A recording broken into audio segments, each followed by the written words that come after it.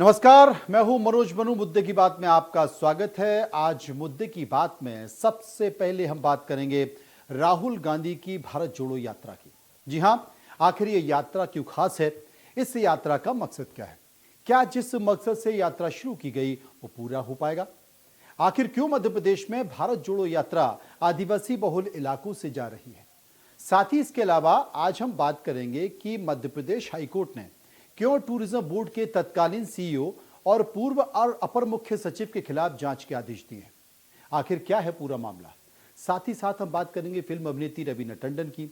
रवीना टंडन ने अपनी फिल्मों में अखियों से गोली मारे बहुत सुना होगा आपने, लेकिन मध्य प्रदेश में रवीना टंडन की जुबान और उनका ट्विटर किसी गोली से कम नहीं है। आपको विस्तार से समझाएंगे, लेकिन उसके पहले बात कर लेते हैं राहुल गांधी की भारत जोड़ो यात्रा की।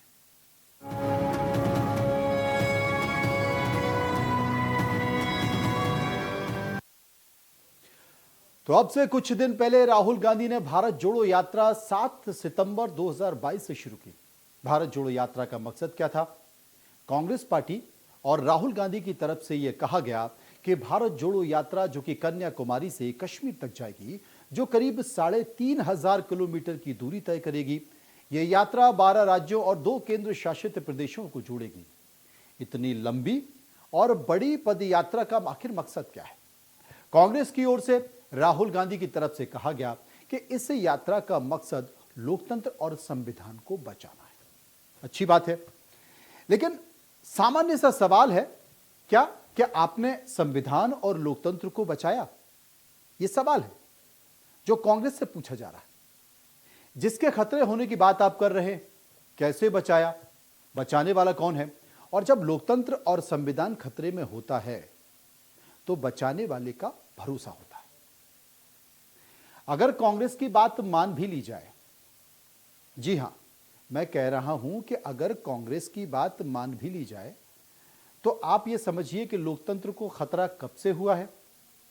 लोकतंत्र को खतरा 2014 से हुआ है।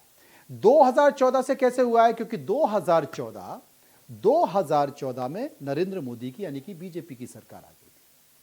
तब से कांग्रेस बार बार कह रही है कि लोकतंत्र और संविधान को खतरा है।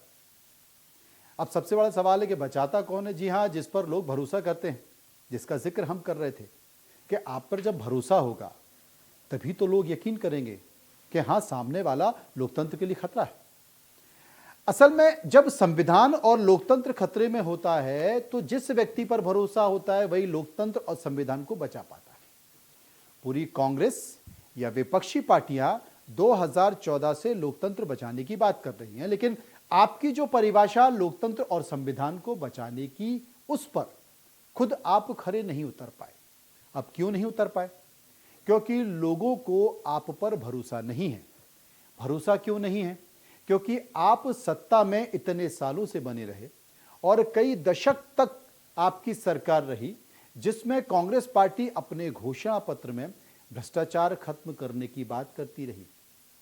घोषणा पत्र कब आता है? घोषणा पत्र चुनाव में आता है, और चुनाव के बाद सरकार आती है, सरकार भी आपकी आ गई, लेकिन आपने बात पूरी नहीं की। मुद्दे क्या थे? बेरोजगारों को रोजगार देने की बात की, गरीबी मिटाने की बात की, असमानता को समानता में बदलने की बात की, और अर्थव्यवस्था को सुदृढ़ और मजबूत बनाने की बात भी आपने की, लेकिन वो हो नहीं पाया। और एक लंबे अंतराल के बाद गुजरात से चलकर एक नेता दिल्ली में की सत्ता में पहुंचता है। वो दिल्ली में पहुंचकर करिश्मा कर देता है, और करिश्मा करने के बाद तमाम सारी विपक्षी पार्टियां मिलकर उस शख्सियत को हटाने का प्रयास करती है। ये शख्सियत, ये करिश्माई व्यक्ति आता है, धीरे धीरे समय गुजरने के साथ वो अपनी पार्टी और संगठन से भी बड़ा हो जाता है। आप समझ गए होंगे हम किसकी बात कर रहे हैं। हम देश के प्रधानमंत्री नरेंद्र मोदी की बात कर रहे हैं। जानते हैं ऐसा क्यों हो जाता है? क्योंकि लोगों को उस शख्सियत यानी कि नरेंद्र मोदी पर भरोसा है, विश्वास है। जनता को अगर ऐसे व्यक्ति में अटूट भरोसा और विश्वास है, और ऐसे व्यक्ति की नींव अगर आप हिलाने की बात करते हैं, ये चाहत रखते हुए, तो सबसे पहले आपको क्या करना पड़ेगा? आपको लोगों का भरोसा जीतना पड़ेगा, विश्वास जितना पड़ेगा। और सवाल यह है कि विश्वास जीता कैसे जाए। उसके लिए आपको क्या जमीन पर उतरना पड़ेगा। आपको पुराने समय याद है ना, बहुत पुराने समय की बात कर रहा हूं, यानी कि मैं पुरातन काल की बात कर रहा हूं। पुरातन काल में जो बड़े बड़े राजा महाराजा होते थे, वो अपने वारिसों को, अपने पुत्रों को गुरु या सन्यासी के आश्रम में छोड़ देते थे। याद कीजिए, आप रामायण को याद कीजिए, आप महाभारत को याद कीजिए, आप तमाम इस तरह की पौराणिक कथाओं को याद कीजिए, और वहीं पर उनकी शिक्षा दीक्षा होती थी। वहीं पर वो सामान्य और व्यावहारिक ज्ञान के साथ साथ जीवन के तमाम झंझावतों से रूबरू होते थे। अस्त्र शस्त्र की शिक्षा भी वो वहीं पर लेते थे। राजपाट कैसे चलाया जाए, उसका अध्ययन भी वहीं पर होता था। यानी कि जल, जंगल और जमीन से जुड़ी हुई चीजों को बहुत करीब से और बारीकी से वो महसूस करते थे। गरीब और गरीबों के दुख और तकलीफों को नजदीकी से देखते थे। इसके साथ साथ विपरीत परिस्थितियों में कैसे सीखा जाए, कैसे जिया जाए, गुरुओं से उसका मंत्र भी लेते थे। चलिए वापस हम राहुल गांधी पर आते हैं और भारत जोड़ो यात्रा पर आते हैं। राहुल गांधी के सलाहकारों ने कहा कि अगर देश का भरोसा जीतना है, क्योंकि आप जो सवाल उठा रहे हैं कि संविधान और लोकतंत्र खतरे में है, उसके लिए तो आपको लोगों का भरोसा चाहिए। और लोग आप पर भरोसा क्यों करें, वही बात हम कर रहे हैं कि तमाम सलाहकारों ने कहा कि अगर देश का भरोसा जीतना है तो देश को समझा जाए, देश को महसूस किया जाए, सड़कों पर उतरा जाए और अग्नि परीक्षा से गुजरा जाए। समझ गए ना? यानी कि सामान्य ज्ञान और कुछ व्यवहारिक ज्ञान लिया जाए। इसलिए राहुल गांधी की भारत जोड़ो यात्रा शुरू हुई। अब यात्रा में साथ चल रहे लोग यात्रा की तुलना महात्मा गांधी की दांडी पद यात्रा से कर रहे हैं, क्योंकि तमाम सारे लोग हैं ना, कुछ तो असली शुभचिंतक होते हैं, कुछ चाटुकार होते हैं, कुछ आपको हवा में उड़ाने वाले होते हैं। तो बहुत सारे लोग अब राहुल गांधी की इस भारत जोड़ो यात्रा की तुलना वहीं पर मौजूद हैं, महात्मा गांधी की दांडी पर यात्रा से कर रहे हैं। कोई संत विनोबा भावे की भूदान यात्रा की याद दिला रहा है, तो कोई श्रीमती इंदिरा गांधी की बेलछी यात्रा से भारत जोड़ो की तुलना कर रहा है। और इसी कड़ी में तस्वीरें भी हैं जो कि राहुल गांधी के सांस्कृतिक राष्ट्रवाद से ओतप्रोत है। आपको लगातार मेरे साथ जो आपकी स्क्रीन चल रही है, जो विंडो है, उसमें वो तस्वीरें आपको दिखाई दे रही हैं। उदाहरण के तौर पर मां नर्मदा की आरती, ओंकारेश्वर में भगवान शिव की पूजा अर्चना, महाकाल के गर्भगृह में साष्टांग दंडवत होकर महाकाल को प्रणाम करना और महाकाल का पूजन करना, दिगंबर जैन मुर्शी महावीर की तपोभूमि में दर्शन करना।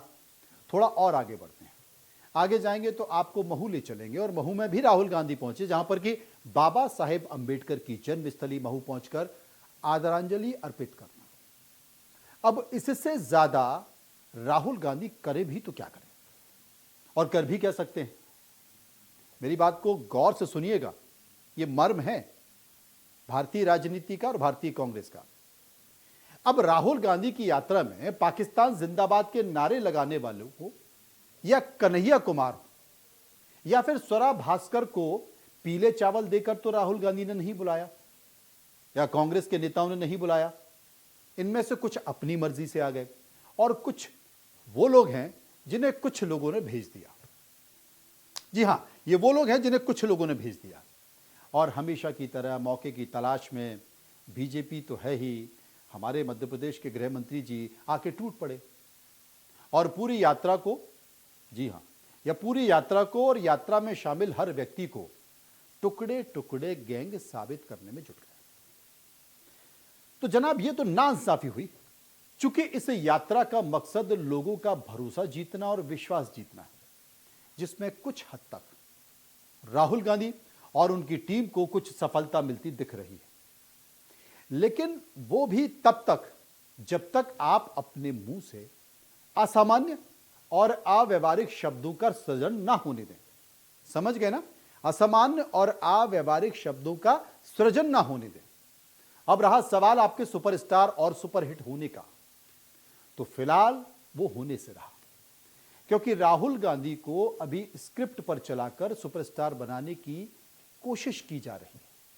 दूसरी ओर प्रधानमंत्री नरेंद्र मोदी हैं, वो नेचुरल हैं, वो भारतीय राजनीति के नेचुरल स्टार हैं। भले ही स्क्रिप्ट कोई लिखे, लेकिन वो उस स्क्रिप्ट को अपने अंदर इतना उतार लेते हैं कि मंच भी उनका हो जाता है, स्क्रिप्ट भी उनकी हो जाती है और पूरी की पूरी फिल्म उनकी हो जाती है, वो पूरी की पूरी फिल्म उनमें समा जाती है, सारे स्टार कास्ट उसमें समा जाते हैं। तो फिलहाल दोनों की तुलना करना अतिशयोक्ति होगा। हां, इतना जरूर है कि खोते हुए जनाधार को वापस पाने की दिशा में राहुल गांधी ने अच्छी शुरुआत की है। कुछ राजनीतिक पंडित मानते हैं कि नए कांग्रेस अध्यक्ष की घोषणा के बाद एक संकट सा आ गया। नए कांग्रेस अध्यक्ष मतलब कौन? कुछ दिनों पहले की बात है, मल्लिकार्जुन खड़गे की ताजपोशी हुई है। कर्नाटक के रहने वाले हैं, दलित नेता हैं, और जब ये ताजपोशी हुई तो जिन सलाहकारों की बात मैं कर रहा हूं, उन सलाहकारों ने बैठकर बंद कमरे में चर्चा की कि जनाब, पुराना समय याद है ना, सीताराम येचुरी, नरसिम्हा राव, उनका डर याद है ना, उनकी रणनीति याद है ना कि किस तरीके से आपने बनाया और किस तरीके से उन्होंने पलटी मारी। तो ऐसा ना हो, यानी कि आपने पूरी बीजेपी या पूरे विपक्षी पार्टियां एक आरोप यह लगा रही थी कि राष्ट्रीय अध्यक्ष गांधी परिवार का नहीं होना चाहिए क्योंकि ये एक परिवार की पार्टी है। तो अच्छा संकेत देने के लिए गांधी परिवार तो दूर हो गया, लेकिन ऐसा ना हो कि पार्टी के ही अंदर के लोग गांधी परिवार को कुछ ज्यादा दूर कर दें। अब सवाल यह था कि कांग्रेस नेताओं में, कांग्रेस कार्यकर्ताओं में और देश में यह बताना जरूरी था कि बड़ा कौन है। कांग्रेस बड़ी है कि राहुल गांधी बड़े हैं, मल्लिकार्जुन खड़गे बड़े हैं कि राहुल गांधी बड़े हैं। और शुरुआत यहीं से हो गई, इसलिए यात्रा निकालकर राहुल गांधी कांग्रेस नेताओं और कार्यकर्ताओं को भरोसा जीतना चाहते हैं।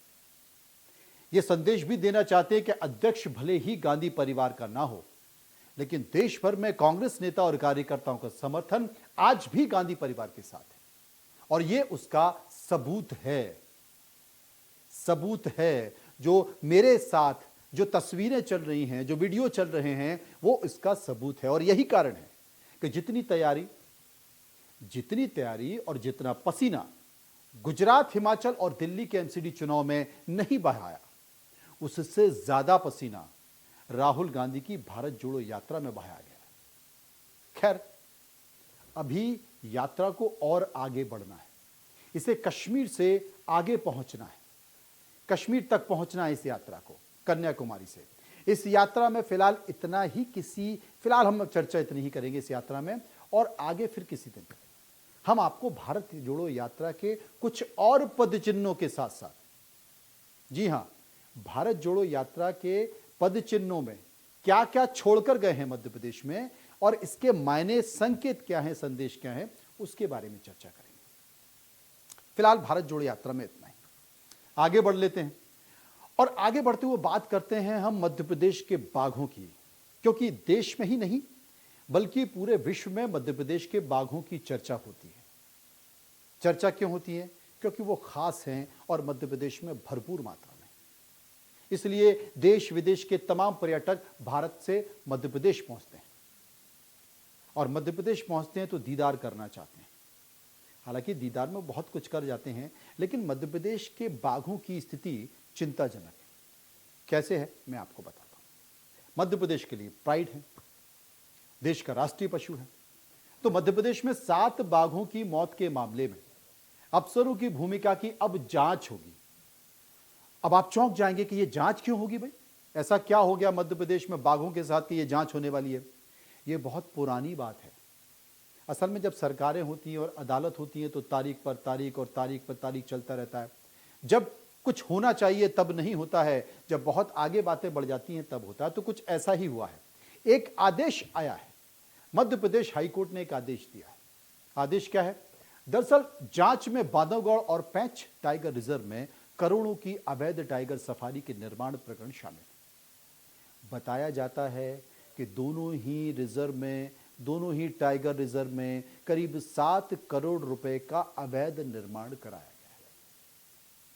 निर्माण के कारण करीब 7 टाइगर की मौत हुई है, यानी 7 करोड़ का अवैध निर्माण और 7 टाइगरों की मौत हो गई, जिस पर हाई कोर्ट में सुनवाई हुई और कोर्ट ने इस मामले में जांच के आदेश दे दिए। अब इसमें यह भी बताना जरूरी है कि आखिर किसने हाई कोर्ट में याचिका दायर की और फिर कोर्ट ने इस पर संज्ञान लिया।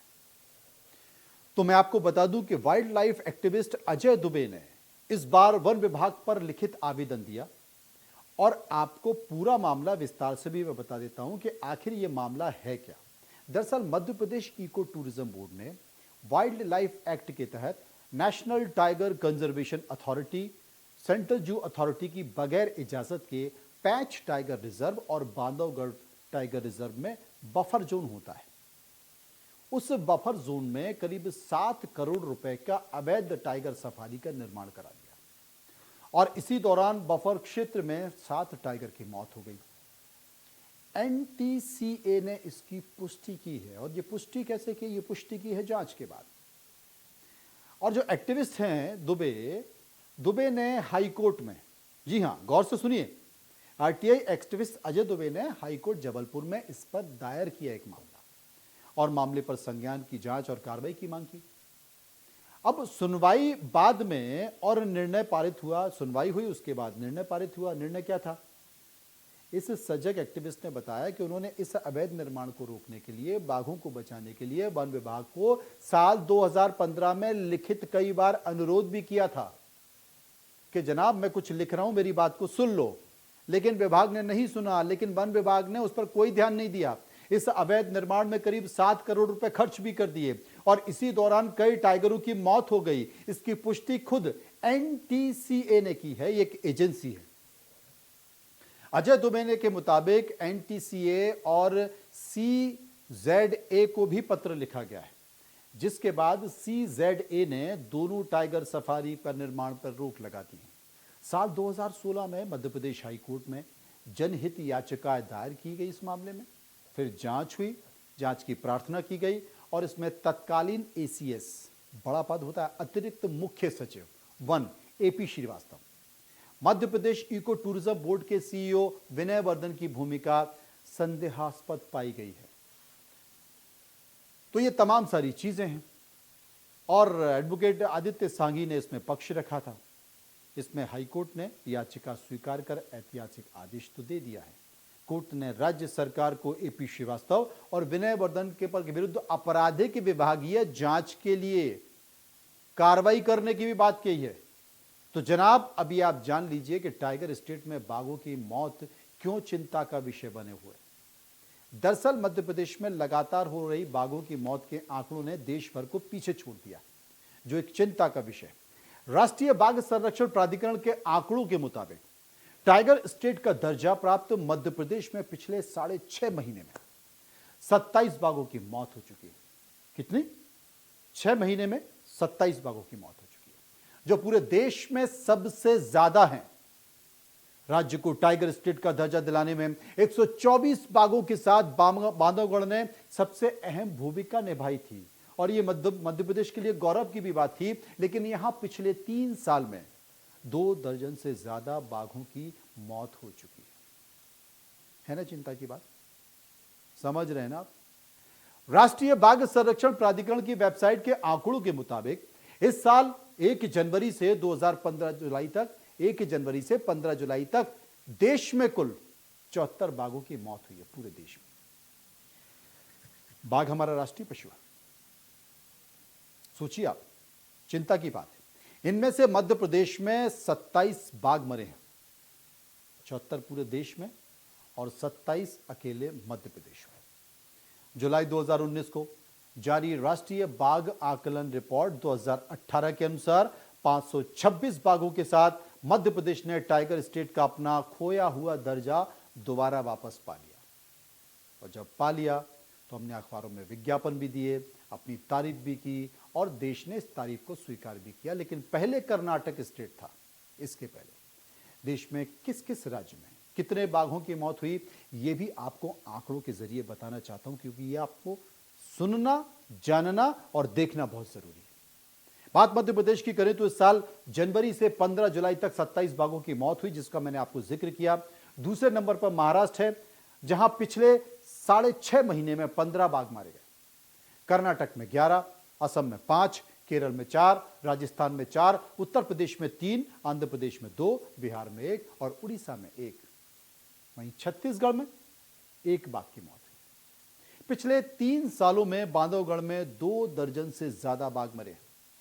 बांधवगढ़ टाइगर रिजर्व में लगातार हो रही बाघों की मौत से मध्य प्रदेश को मिला बाघ स्टेट का दर्जा खतरे में पड़ सकता है। बांधवगढ़ में 2 साल के अंदर 3 बाघिन और 3 शावकों का शिकार भी किया गया। जी हां, शिकार भी किया गया। शहडोल संभाग के जंगलों में शिकारियों के फंदे में फंसकर 5 साल के अंदर 10 से ज्यादा बाघों की जान चली गई है। ये तो राष्ट्रीय बाघ संरक्षण प्राधिकरण की वेबसाइट के आंकड़े हैं जो मैं आपको बता रहा हूं। अब जरा गौर करते हैं कि मध्य प्रदेश की विधानसभा में 5 दिवसीय मानसून सत्र के दौरान विधानसभा के पटल पर रखे गए कैग की रिपोर्ट क्या कहती है, जिसमें कैग ने अपनी रिपोर्ट में बाघों की मौत का जिक्र किया। कैग के आंकड़ों के मुताबिक मध्य प्रदेश में साल 2014 से 2018 तक के बीच 115 बाघों की मौत हुई। कब से? 2014 से 2018 के बीच 115 बाघों की मौत हुई है। इसमें सर्वाधिक 40 बाघों की मौत आपसी झगड़े का कारण बताया गया है। कि साहब आपस में झगड़ा हुआ तो ज्यादा हो गया और मर गए। बिजली के करंट से 16 बाघ मरे, 21 तेंदुओं की भी मृत्यु हुई थी। मध्य प्रदेश में वन प्राणी संरक्षण रहने के प्रबंधन पर कैग की रिपोर्ट तैयार की गई। हालांकि 2018 की गणना में मध्य प्रदेश में बाघों की संख्या में 71% की वृद्धि हुई है। और जब यह जानकारी होती है, क्योंकि यह देश में सर्वाधिक 526 हो गए हैं, और जब यह जानकारी होती है तो तसल्ली होती है, मन को अच्छा लगता है कि अगर एक तरफ नकारात्मक खबर है तो दूसरी तरफ सकारात्मक खबर भी है। विधानसभा पटल पर कैग की जो रिपोर्ट है उसमें कान्हा और बांधवगढ़ टाइगर रिजर्व में बाघों की मृत्यु दर सर्वाधिक बताई गई है। वहीं कैग की रिपोर्ट में साल 2014 से 2018 के बीच जो तेंदुए और बाघों की जो मौत है उसका कारण बताया गया, बीमारी, डूबने और प्राकृतिक आपदा, जैसा कि मैंने आपको बताया। 7 तेंदुओं की मृत्यु सड़क और रेल दुर्घटनाओं के कारण भी हुई है। इस बात का भी जिक्र है, जो छूट गया था वो भी बता रहा हूं। अब ये देख लेते हैं कि आंकड़े जारी करने के बाद कैग ने अपनी रिपोर्ट में क्या क्या अनुशंसाएं की थी, क्या क्या बातें कही गई थी कि ऐसा आपको करना चाहिए। प्रबंधन योजनाओं के प्रति गतिविधियों पर राशि के आवंटन और उपयोग की निगरानी के लिए तंत्र स्थापित किया जाए। ये किसने कहा? ये विधानसभा में कैग की रिपोर्ट में जिक्र था। जंगली जानवरों और रहवासियों की भलाई में बाधा ना आए, इसका भी विशेष ख्याल रखा जाए। शिकार और मौतों की अधिक घटनाओं के लिए सुरक्षा उपाय अपनाने हॉट स्पॉट की पहचान करना चाहिए। विशेष बाघ संरक्षण बल की स्थापना की प्रक्रिया में और तेजी लाना चाहिए। ये कैग ने अपनी रिपोर्ट विधानसभा के पटल पर रखकर कुछ अनुशंसाएं की गई थी, लेकिन उन अनुशंसाओं को अमल में लाया गया या नहीं, ये भी सवालों के घेरे में है, क्योंकि बाघों की मौत के आंकड़े तो यही बता रहे हैं। और मध्य प्रदेश में अगर बाघ ज़्यादा हैं तो उनके मौत के आंकड़े भी बढ़ रहे हैं, जो कि चिंता की बात है और इस पर सरकार को गौर करना चाहिए। ये हिंदू मुस्लिम समान नागरिक संहिता, ये बीजेपी कांग्रेस एक दूसरे पर आरोप लगाना, लेकिन थोड़ा नेचर के बारे में भी समझा जाए, प्रकृति के बारे में भी समझा जाए। क्योंकि हम अगर प्रकृति को कुछ देंगे नहीं तो प्रकृति से फिर शिकायत कैसे करेंगे, ये भी अपने आप में बड़ी समस्या। आगे बढ़ते हैं, बात एक और खबर की कर लेते हैं, प्रकृति से ही जुड़ी हुई है। लेकिन प्रकृति के साथ जब कुछ चेहरे जुड़ जाते हैं तो खबरों का स्वरूप बदल जाता है, और उस खबरों के बदले हुए स्वरूप में ही एक और स्वरूप है, उसकी मैं जिक्र कर लेता हूं। जनाब, यह खबर प्रकृति से जुड़ी हुई, बाघ से जुड़ी हुई, सतपुड़ा टाइगर रिजर्व से जुड़ी हुई है और बॉलीवुड की अभिनेत्री रवीना टंडन से भी जुड़ी हुई है। जी हां, सतपुड़ा टाइगर रिजर्व में सफारी के दौरान अभिनेत्री रवीना टंडन बाघ के करीब से फोटो को लेकर विवादों में आ गई। सफारी के दौरान का एक वीडियो सामने आने के बाद वन्य प्राणी विशेषज्ञ बाघ के करीब जाने पर सवाल उठा रहे हैं। इस वीडियो में साफ दिख रहा है कि रवीना टंडन का वाहन टाइगर रिजर्व में एक बाघिन के पास है और उसकी गतिविधियों से नाराज होकर बाघिन ने पर्यटकों पर गुर्राया है। वो उसके करीब आने की कोशिश कर रहा है। आपको बता दूं, कि रवीना टंडन इस समय मध्य प्रदेश में एक फिल्म की शूटिंग कर रही हैं। वो भोपाल में अपने मजेदार पलों को भी सोशल मीडिया पर लगातार शेयर कर रही हैं। उन्होंने 22 नवंबर को भोपाल के पास स्थित नर्मदापुरम जिले के सतपुड़ा टाइगर रिजर्व की सफारी की थी। उनके साथ प्रशिक्षित गाइड और वन विभाग की ओर से उपलब्ध ड्राइवर भी थे। 25 नवंबर को रवीना टंडन ने ट्वीट में लिखा कि कोई भी यह नहीं बता सकता कि बाघ कैसे रिएक्ट कर सकता है। ये वन विभाग के लाइसेंस वाला वाहन था जिसमें उनके गाइड और ड्राइवर थे। उन्हें कायदे कानून और सीमाएं पता हैं। रवीना टंडन के मुताबिक वहां और साथी यात्री शांत बैठे थे, फोटो और वीडियो लेने की कोशिश कर रहे थे, लेकिन बाघिन को आगे बढ़ता देख उन्होंने अपनी गाड़ी को पीछे ले लिया और बचने की कोशिश की। लेकिन अब यह बड़ी बात है, जी हां, समझ रहे हैं ना। लेकिन अब यह बड़ी बात है कि आगे इसमें क्या हुआ। मैं आपको बताता हूं कि आगे क्या हुआ। असल में कुछ दिनों पहले रवीना टंडन वन विहार पहुंची भोपाल की। वहां पर जाकर वन विहार में वो बाघ को निहार रही थी, लेकिन अचानक से उन्होंने देखा कि कुछ लोग बाघ को पत्थर मार रहे हैं। पत्थर मार रहे हैं तो उन्होंने टोकने की कोशिश की, रोकने की कोशिश की, और जब ऐसा हुआ तो कुछ लोगों ने रवीना टंडन का मजाक बनाया। तो जैसा कि मैंने पहले भी कहा था कि आपने रवीना टंडन की फिल्म का गाना सुना होगा कि अखियों से गोली मारे, लेकिन आजकल गोली जितना असर नहीं करती, उससे ज्यादा ट्विटर और सोशल मीडिया असर करता है। तो रवीना टंडन ने गोली तो नहीं चलाई, लेकिन अपने सोशल मीडिया पर, ट्विटर पर लिख दिया कि क्या मजाक बना रखा है, यहां पर बाघों को लेकर सुरक्षा नहीं। और बस ये बात वन विभाग को चुभ गई, और जब वन विभाग को यह बात चुभी तो बुरी लगी। अब रवीना टंडन तो ट्विटर पर ट्वीट कर निकल गई, लेकिन वन विभाग इंतजार में था। और इस बीच रवीना टंडन आगे बढ़ गई, क्योंकि फिल्म की शूटिंग के साथ साथ कुछ समय भी उनके पास था। तो सतपुड़ा टाइगर रिजर्व पहुंच गई और वहां पर उन्होंने सफारी की। सफारी पहुंच गई एक बाघ के पास, और बाघ के पास जब सफारी पहुंची तो वो इतनी ज्यादा नजदीक आ गई कि अगर एहतियात नहीं बरता जाता तो दुर्घटना भी हो सकती थी, क्योंकि वो बाघ गुर्राया और गुर्राकर रवीना टंडन की गाड़ी के पास आने लगा। वो चूंकि ट्रेंड स्टाफ था, उन्होंने बहुत तेजी से वो गाड़ी पीछे की। मौके के इंतजार में वन विभाग था, क्योंकि वन विभाग पर सवाल उठाया था। तो सरकार की तरफ से बयान आया कि साहब रवीना टंडन ने नियमों का उल्लंघन किया, वन्य प्राणी अधिनियम का उल्लंघन किया है, उनके खिलाफ कार्रवाई होगी। इसकी जांच कर रहा है वन विभाग। रवीना टंडन ने कहा मैंने तो ऐसा कुछ नहीं कहा। अरे आपने कहा या नहीं कहा बाद में देखा जाएगा, लेकिन हमारे पास भी तो अपनी पुस्तिका है, अपने नियम कायदे कानून है, हमको जांच करने दीजिए। आपने तो बोल दिया, अब काम हमारा है, तो इसकी जांच होगी। अब जांच होगी तो फिर आप समझिए बात कहां तक पहुंचेगी। अब रवीना टंडन है तो भोपाल में, लेकिन परेशान है कि कहीं ऐसा ना हो कि इसमें जांच हो जाए। असल में नियम क्या है, जंगली जानवर जितने भी होते हैं, जो फॉरेस्ट में एनिमल्स होते हैं, 20 मीटर की दूरी होती है। ये नियम है कि 20 मीटर के पास आप नहीं जा सकते। लेकिन अब इसे इत्तफाक कहें, अगर रवीना टंडन इस जांच में मुक्त हो जाती हैं तो जांच में यह कहा जाएगा कि रवीना टंडन बाघ के पास नहीं गई। लेकिन अगर रवीना टंडन को इस जांच में दोषी पाया जाता है तो जांच में यह कहा जाएगा कि रवीना टंडन तो वहीं खड़ी थी, बाघ अपनी सीमा यानी कि 20 मिनट को क्रॉस करते हुए रवीना टंडन के पास आ गया और वो गुर्राया।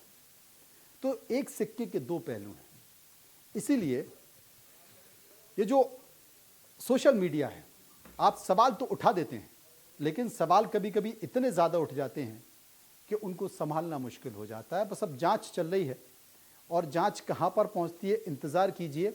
दो सिक्के के एक पहलू पर जांच होगी, या तो रवीना टंडन बाघ के पास पहुंची, नियमों का उल्लंघन हुआ, या बाघ रवीना टंडन के पास पहुंचा और नियमों का उल्लंघन नहीं हुआ। वो उल्लंघन प्राकृतिक था, यानी कि बाघ ने किया। इंतजार कीजिए, बड़ी महत्वपूर्ण बात है। लेकिन रवीना टंडन के बारे में कुछ बात बताना चाहता हूं। रवीना टंडन मध्य प्रदेश और विवाद चोली दामन का साथ है। रवीना टंडन आज से 10 साल पहले मध्य प्रदेश में आई थी। वो झांसी से बाय रोड ग्वालियर आई।